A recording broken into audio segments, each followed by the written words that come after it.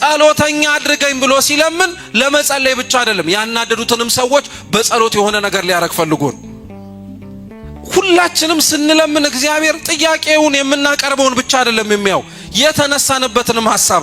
ስለዚህ ክርስቶስ ያንን ሰውዬ ለምንድነው ቸር የምትለኝ መምህር የምትለኝ አሉ።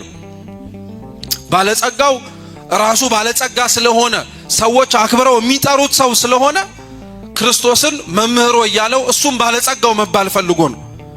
እግዚአብሔርን እንዲያመሰግናችሁ ብላችሁ አታመስግኑት፣ እንዲያከብራችሁ ብላችሁ አታክብሩት። እናንተ አከበራችሁትም አላከበራችሁትም እኛ ተሰብስበን አመሰግነውም አላመሰግነውም ክብሩም ምስጋናውም አይጎልበትም። መመስገን ስላለበት እናመሰግነዋለን። እኛን ማመስገን የሱ ድርሻ ነው። መከበር ስላለበት እናከብረዋለን። እኛን ማክበር የማን ድርሻ ነው?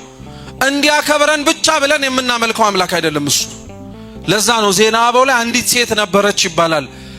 ዮሐንስ አጺር የሚባል አባት ካለበት ገዳም ሄዳ 20 ወቄት ወርቅ ምጽዋት ለመስጠት ገባችና በሩን አንኳኩታ መነኮሳቱ ከፍተው ምጽዋቷን ሊቀበሏት ሲሉ በፍጹም አለች፣ አስተዳዳሪውን አበመኔቱን ካላገኘው አልሰጥም ለእናንተም አለች። አራተይ ስጭን ችግር የለም እኛ እናስተላልፋለን፣ በፍጹም እሳቸውን ነው ማግኘት የምፈልገው አለች። እሺ ተባለች፣ አስገቧት።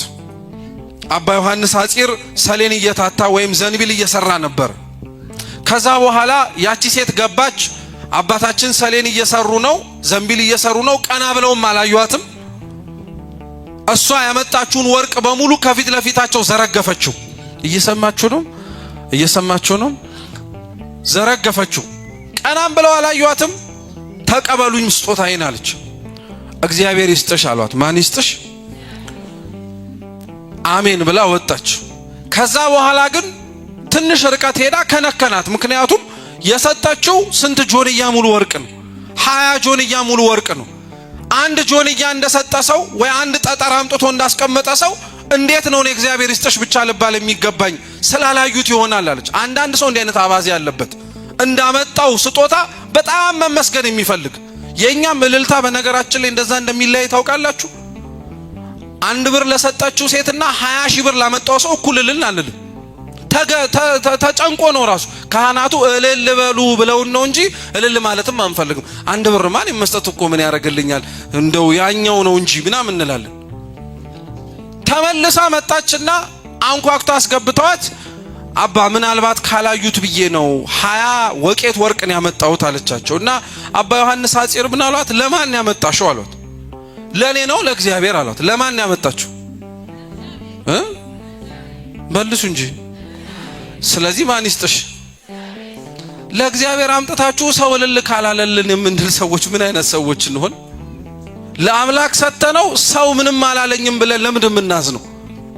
ለሰው አላመጣ ነው ለእግዚአብሔር እኮ ነው የሰጠነው።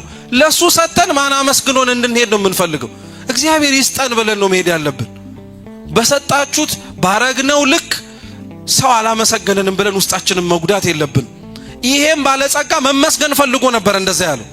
ስለዚህ ክርስቶስ ምስጋናን ፈልጎ እንደመጣ ስለሚያውቅ አይ ቸር መምህር ለምን ትለኛለህ? ከልብህ አምነህበት አይደለም፣ ከልብ ፈቅደህ አይደለም እያልከኛለሁ አይደለም። ነገር ግን የጠየቀው ጥያቄ ጥሩና መሰረታዊ አስተማሪ ስለሆነ ጌታችን እንዲህ አለው፣ ለዘላለም ሕይወትን መውረስ የምትፈልግ ከሆነ ትእዛዛቱን ጠብቅ አለው። ምኖቹን ጠብቅ? አሁን እነዚህ ትእዛዛት ጌታችን ጠብቅ ያለው ኦሪት ዘጸአት ምዕራፍ 20 ላይ ያሉት 10ቱን ትእዛዛትን ነው። ባለጸጋውም ቀጠለና የትኞቹን አለ። ጌታችንም እንዲህ አለው፣ አትስረቅ፣ አትግደል፣ አታመንዝር፣ በሐሰት አትመስክር፣ የባልንጀራህን ቤት አትመኝ፣ ባልንጀራን እንደራስ አድርገህ ውደድ፣ እናትና አባትን አክብር አለው። ባለጸጋው ምን አለው? እነዚህንማ ከልጅነቴ ጀምሮ ፈጽሜያቸዋለሁ አለ። የሚገርም ባለጸጋ ነው። ለምን መሰላችሁ? አንዳንዶቻችን ሀብታም የሚጸድቅ የማይመስለን ሰዎች አለን። እየሰማችሁ ነው? ገንዘብ ያለው ሰው በሙሉ ለኛ እኮ ኃጢአተኛ ነው። ታውቃላችሁ? እገሌ ሀብታም ነው ሲባል ኃጢአተኛ ነው። ኦቶማቲክሊ ነው ጭንቅላታችን እንደዛ የሚያስበው። እገሌ ደግሞ ድሃ ከሆነ ጻድቅ ነው። ድህነትና ሀብት ከጽድቅ ጋር ምንም አይገናኝም። ክርስቲያኖች መልበስና አለመልበስ ከጽድቅ ጋር ምንም አይገናኝም። ምንም ሊገናኝም አይችልም። ሰው ያለው ሀብት ሊያስኮንነው፣ ሰው ያለው ሀብት ሊያጸድቀውም ይችላል። ሰው ያለው ድህነት ሊያጸድቀውም ይችላል፣ ሊያስኮንነውም ይችላል። ምንም የሚገናኝ ነገር የለውም። አንዳንዶቻችን ግን ባለጸጎችን ስናይ በቃ ደማችን የሚፈላ ሰዎች አሉ። እያቸው እነሱማ በገንዘባቸውችን ቤተክርስቲያን በቃ ተቆጣጣሯት ያዟት እኮ እንላለን። እሱ ሌላ ጉዳይ ነው፣ ተወሱ። ሀብታም የሆነ ሰው ግን በሙሉ ሲኦል ይገባል የሚል የቤተክርስቲያን ትምህርት ግን የለም። ድሃም የሆነ ሰው ወደ መንግስተ ሰማያት ይገባል የሚል የቤተክርስቲያን ትምህርት የለም። ሁሉም እንደየሥራው፣ ሁሉም እንደ እግዚአብሔር ቸርነትና ፍርድ ነው የሚወሰንለት። ስለዚህ የትኞቹን ብሎ ጠይቆ ክርስቶስ ለዘረዘረለት በሙሉ ይሄ ባለጸጋነቱ ሳያንሰው ሕግ አክባሪ ነው። ከኛ መካከል እኮ እኛ መኖር የሚጠበቅብንን መንፈሳዊ ሕይወት ገንዘባችን እንዲኖረው የምናረግ ሰዎች አለን። እኛ ገብተን ንስሐ መግባት ሲጠበቅብን የነፍስ አባቶቻችንን ግን ለሰበካ ጉባኤ የሚያስፈልገውን መዋጮ ገንዘብ ከሰጠን በቃ ንስሐ መግባትም አይጠበቅብንም ብለን የምናስብ ሰዎች አለን። አይሰራም። ክርስቲያኖች በብልጣብልጥነት የምንኖርሰው የእግዚአብሔር መንግስት የለም። ንጹህ ሆነን ራሳችንን ዝቅ አድርገን የሚጠበቅብንን አድርገን የሚጠበቅብንን ማድረግ አለብን። ባለጸጋው ሀብታም ስለሆነ ሕግ አላከብርም አላለም። ድሃውም ድሃ ስለሆንኩኝ ብሎ ሕግ እንዳያከብር የሚፈቀድለት መብት የለም። ቀኖናው ሊለያይ ይችላል እንጂ አንድ ሰው እንደ ባለጸጋነቱ እንኳን ንስሐ ሲገባ ምጽዋት ስጥ አይባልም። ቀኖናችን እንደዛ ነው የሚያዘው። ስገድ ነው የሚባለው። ገንዘብ መስጠት ለባለጸጋ ቀላል ነው። ለድሃው ደግሞ ሲመጣ ወይም ለየኔ ቢጤው ሲመጣ ንስሐ ሲገባ ደግሞ ገንዘብ ስጥ ነው የሚባለው እንጂ ስገድ አይባልም። መስገድ ለሱ ቀላል ነው፣ ድካምን ያውቀዋል። ገንዘብ መስጠት ግን ለሱ ከባድ ነው። ለምን ሆኖ ያገኘው ከለመነው ላይ ነው የሚሰጠው። ያም ደግሞ ጉልበት አለኝ ከሚለው ነው ተንበርከክ የሚባለው። ስለዚህ የትኞቹን ሲለው ሁሉም ጠብቄያለሁ አለው። እስኪ እውነት ክርስቲያኖች የራሳችንን ሕይወት ተመልከቱት። ይሄም ባለጸጋ ቢያረገን ኖሮና እግዚአብሔር የትኞቹን ትእዛዝ ጠብቃችኋል ቢባል እንደው ያላፈረስ ነው ይኖር ይሆን? እኛ እኮ 10ቱንም ትእዛዛት ንደነዋል። ከእግዚአብሔር በቀር ሌሎች አማልክትን አታምልክ ማለት እኮ ጣዖት አለዝበህ አትስገድ ማለት ብቻ አይደለም። ጣዖት የሆኑብን ሰዎች እኮ አሉኛ። እገሌ እኮ ቁልፍ ሰው ነው፣ እገሌ ከፋች ነው፣ እገሌ የትኛውንም ቦታ መንገድ የሚያደላድል ነው። ለሱ ከነገርከው ሁሉም ነገር ይስተካከላል። እሱ ግን እግዚአብሔር ነው እንዴ እንደዛ የምንለው ሰውዬ? ጣዖት የሆነብን ሰውዬ አለ።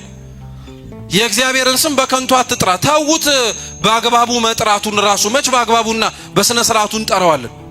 አንጠራውም እኮ። የእግዚአብሔርን ስም የቅዱሳኑን ስም እንቀልድበታለን፣ ሲያምረን ደግሞ እንደፈለግን እናረጋዋለን። ግን ይሄ ስም የተሰበሰብንበትን ቦታ የቀደሰው ነው። ስንጠመቅ የፈሰሰውን ውሃ ማየገቦ ያረገው ነው። የምንበላውን ህብስትና ወይን ስጋ አምላክ ደም አምላክ ያረገው ነው እግዚአብሔር ስም። የሰንበትን ቀን ትቀድሳት ዘንድ አስብ። ስንት ወላጅ ነው በሰንበት ልጆቹ ቤተክርስቲያን እኮ እንዲሳለሙ የማይፈልጋል? የሰንበት ቀን የረፍት ቀን ነው። በሳምንት አንድ ቀን እኔ ባርፍ እንዴት እናንተ ቤተክርስቲያን ትሄዳላችሁ? ዛሬም አብራችሁኝ ሁኑ ብሎ እሱ አለመሄዱ ሳያንስ ልጆቹንም የማያስኬድ ወላጅ አለ። እናትና አባትህን አክብር። የወለደህን ብቻ አይደለም እንደ እናት እንደ አባት ቃለ እግዚአብሔር እየመገበ መስቀል እያሳለመ ያሳደጉንን ካህናት እናከብራለን እንዴ? ስማችንን እየለዋወጥን በየማህበራዊ ሚዲያው ሰድበን ለሰዳቢ የምንሰጠው እኛ አይደለን? አልሰረቅንም ማለት አንችልም። ትንሽም ትልቅም ስርቆት ነው። ስኳር የቃመ እዚህ ውስጥ የለም? ሁላችንም ቅመናል። ስርቆት ነው። ቅዱስ ዮሐንስ አፈወርቅ ለዛ ነው ትንሽ የምትሉትም ክፉ ስራ ክፉም ትልቅ የምትሉትም ክፉ ስራ እግዚአብሔርን መንግስት ሳይሆን ሲኦል የሚያወርድህ ነው የሚለው። መስረቅም ሰርቀናል፣ የሰውን ሐሳብ ወስደናል፣ ገድለናል። የሰው ደም አናፍስስ እንጂ ሰው ሊደርስበት የሚችለውን መንፈሳዊ ህይወት እንዳይደርስ መሰናክል ሆነናል። ስንቶች ናቸው ወደ ቤተ ክርስቲያን ገብተው መዝገበ ጸሎታቸውን አንስተው እንጸልይ ብለው ከትላንትና የኃጢአታቸው ህይወት ተጸጽተው የመጡትን ሰዎች አይተናቸው ድሮም አዲስ ክርስቲያን ከጳጳስ ይበልጣል ብለን አመጻድቀን የሰደድናቸው ያባረርናቸው ሰዎች ገድለናቸዋል እኮ። በሐሰት አትመስክር። እኛ በእውነትስ መች እውነት እንላለን? ሐሰቱ ጣፍጦን እኮ የውሸት ዓለም ላይ መኖር ጀምረናል። እኛ የባልንጀራህን ቤት አትመኝ፣ እንኳን ቤቱን እኛ ውስጥ ገብተን ድስቱን እንኳን መመኘት ጀምረናል። ቤቱ ይገርመሃል እንዴ? ድስቱን እንመኛለን እኛ ውስጥ ገብተን፣ ቁሌቱን፣ ምኑን፣ የሚበላውን የሚጠጣው፣ ሚስቱን፣ ልጆቹን እንመኛለን። ልክ እንዳሳጣን ሆነን ባልንጀራን እንደራስ አድርገህ ውደድ። አረ ባልንጀራን እንደራስ አድርገህ መውደዱን እስኪ ተወው። መች እኛ ራሳችንን እንወደዋለን? ራሳችንንማ ብንወደው ኖሮ ኃጢአት አንሰራም ነበር።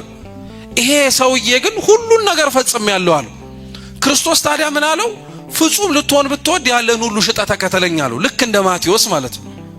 እንከን የለሽ መሆን የምትፈልግ ከሆነ ዛሬ በድለ ነገ ተነስተ ከነገ ወዲያ መልሰ መበደል አይሰለችም? ክርስቲያኖች በጣም እኮ ነው የሚያደክመው። አሁን ዛሬ ልክ እንደዚህ እንደተቀመጥንበት የቤተ መቅደሱ ወንበር ቤተ ክርስቲያን ደጅ፣ ነገ ደግሞ ለሆነ ክፉ ነገር እንዲሁ እንሰበሰባለን። እንዲሁ ዓላማ ይዘን ማለት ነው። እና እንዲህ መውደቅ መነሳት በቃ ስልችት የሚለውን ሰዎች ካለን ፍጹም መሆን ነው የፈለግነው ማለት ነው። ለአንዴና ለመጨረሻ ጊዜ ሳንወድቅ ከእግዚአብሔር ጋር መጣበቅ የሚፈልግ ሰው ካለ ያለን ሁሉ ሽጠ ተከተለው። አለኝ የምትለውን ነገር በሙሉ ለእግዚአብሔር ስጠው፣ ራስህንም ስጠው ብትችል። እውነት ያለን ነገር በሙሉ የኛ አይደለም ክርስቲያኖች። ሀብቱ በሉት፣ ንብረቱ በሉት፣ ጤናው በሉት ማን የሰጠን ነው? እግዚአብሔር እኮ የሰጠን ነው። አያሳዝንም ታዲያ? መድኃኔዓለም ደግሞ የሰጠውን መልሶ ይለምናል እኮ። አሁን እኛ ራሱን እሱን እኮ ነበር መለመን የነበረብን። እኛ ግን ተለማኝ ሆነን ተገላቢጦሽ ሆነን ተቀየረ ነገሩ። ባለጸጋው የዚህን ጊዜ ላይ ብዙ ሀብት ስለነበረው ወደ ኋላ ሸሽ። ትላንትና የምታስታውሱ ከሆነ የማታው የመጨረሻ ትምህርት ላይ የንታ ስሙር ሲያስተምሩ አንዳንድ የመጽሐፍ ቅዱስ ጥቅሶችን ባልተገባ መንገድ የምንተረጉማቸው አሉ። እና ይሄ ታሪክ ስለ ባለጸጋ የተነገረ የሚመስለው ሰው አለ ብለዋል። እውነት ነው። አሁን ይሄ ሲባል ስለ ሀብት ስለ ንብረት የተነገረ ሰው ይመስለዋል። ለምን እንደሆነ ታውቃላችሁ? እውነት እላችኋለሁ አለ ክርስቶስ፣ ለባለጠጋ ወደ እግዚአብሔር መንግሥት መግባት ጭንቅ ነው አለ። ደገመና እውነት እላችኋለሁ ባለጸጋ ወደ እግዚአብሔር መንግሥት ከሚገባ ይልቅ ግመል በመርፌ ቀዳዳ ቢያልፍ ይቀላል አለ። ይሄ ስለ ባለጸጋ የተነገረ አይደለም። ስለ ባለጸጋ የተነገረ ነው ብላችሁ እንኳን ብታስቡ ብናስብ፣ ባለጸግነት የገንዘብ ብቻ አይደለም። ባለጸጋ ስጦታ የተሰጠው ሰው የተለያየ ነው። ረሳችሁት እንዴ? የማቴዎስ ወንጌል ምዕራፍ 25 ላይ ያ ባለጸጋ የተባለው የመክሊቶቹ ባለቤት እኮ ለአንዱ 1 ለአንዱ 2 ለአንዱ 5 አይደለ ሰጥቶ ሄደው። ባለጸግነት ከእግዚአብሔር ስጦታዎች አንዱ ነው እንጂ ብቸኛው አይደለም።